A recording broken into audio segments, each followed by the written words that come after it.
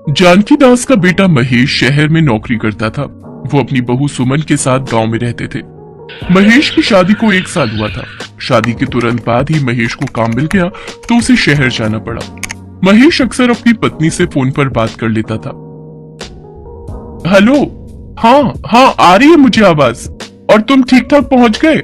मैंने तुम्हें मठरी बनाकर दी थी, वो रोजाना चाय के साथ खा लिया करना। और जैसे ही घर का प्रबंध होता है तो मुझे बता देना, मैं गाड़ी पकड़ कर आ जाऊंगी।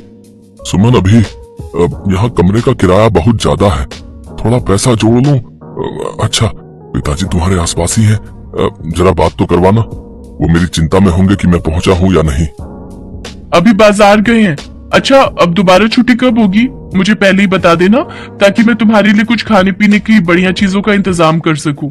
इस बार तो सिर्फ तुम 2 दिन के लिए आए थे, अब की बार 1 हफ्ते की छुट्टी लेकर आना। सुमन फोन रख देती है। बहू, मैं तो घर पर ही था। तुमने महेश को झूठ क्यों बोला? और तुम ये तैयार होकर कहाँ जा रही हो? अपने काम से काम रखो, बाजार जा रही हूँ सब्जी लेने। शाम की रोटी का इंतजाम करना है या नहीं?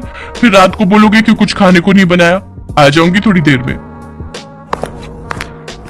रोजाना इसका यही काम है, जब देखो घर से बाहर रहती है, पता नहीं कहाँ जाती है। सच्चाई तो ये थी कि सुमन के रोशन नाम के एक लड़के के साथ नाजायज संबंध थे और वो उसी लड़के से मिलने के बहाने रोजाना घर से चली जाती थी। अरे, कितनी देर लगा दी तुमने आने में?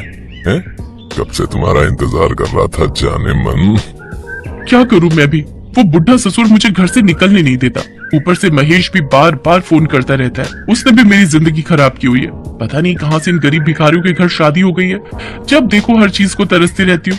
पता नहीं इन लोगों से कब पीछा छूटेगा। मुझे लगता था इन लोगों के पास कुछ होगा, इसीलिए मैंने मामी को इनसे शादी के लिए हाँ कह दी थी।